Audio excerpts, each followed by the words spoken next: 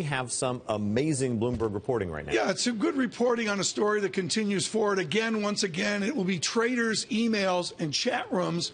This time of the government bond traders, it's going to kill bank senior management. Sounds familiar? How about FX? You remember that? How about LIBOR? I think that's still ongoing. I'm not even sure.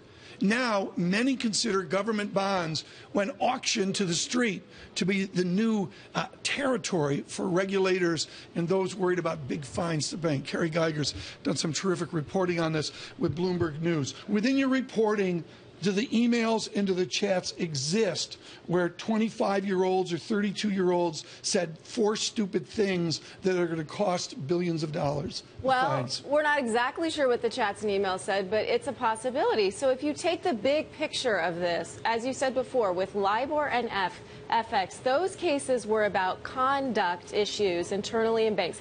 People talking either internally or with other people at other banks, their peers, about order information. And what that is those are largely unregulated industries, FX, LIBOR, and now Treasuries. And so you're seeing conduct in these unregulated industries being a little bit of a low-hanging fruit for the Department of Justice to go after. The distinction here is contained auction process. They get a look early at the different bids and desires of their customers.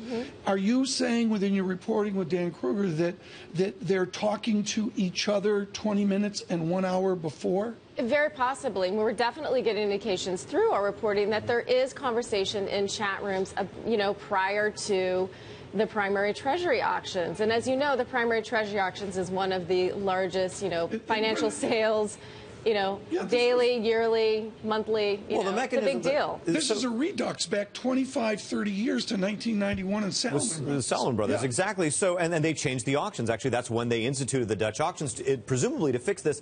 Walk us through the difference between what's going on here and what we know happened with LIBOR and FX. Those were call markets, comparatively easy to rig. This is something slightly different. What is the mechanism that we think happened here? Well, actually, it's less about the difference and more about the similarities between these issues. And so what you have is people comparing notes before sales. Before sales are putting in, aligning orders, comparing notes, figuring out demand, and they're talking about these in chat rooms. Is this between primary dealers or within the primary dealer? Both. Both? Probably both, yeah. I mean, we can't say for sure, but definitely probably both. And the issue there is that the Department of Justice has viewed that type of activity previously with FX, which, 4 banks plus UBS pleaded guilty for just a month ago, and with LIBOR, which a couple banks have pleaded guilty already, paid huge fines, and we have more banks coming up for that.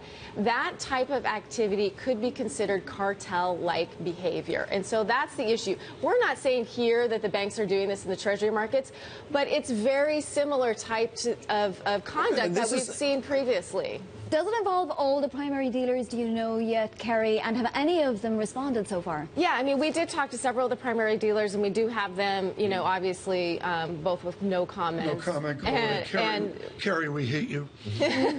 One of the issues, some of the banks do have very strict rules around this. UBS, we reported, does have very strict rules in this. They were part of, obviously, the LIBOR and the FX investigation, so it makes sense for them to institute these policies. Am I naive to think that the previous fines were because 428-year-olds said stupid things in emails?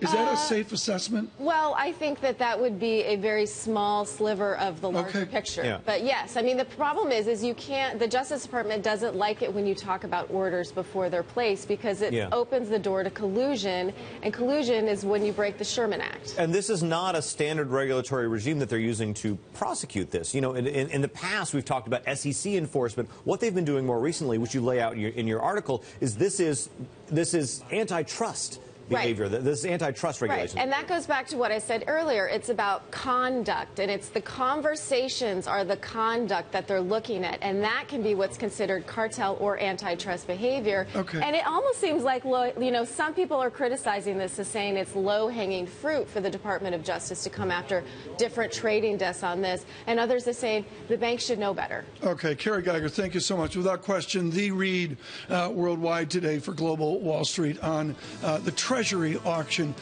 process.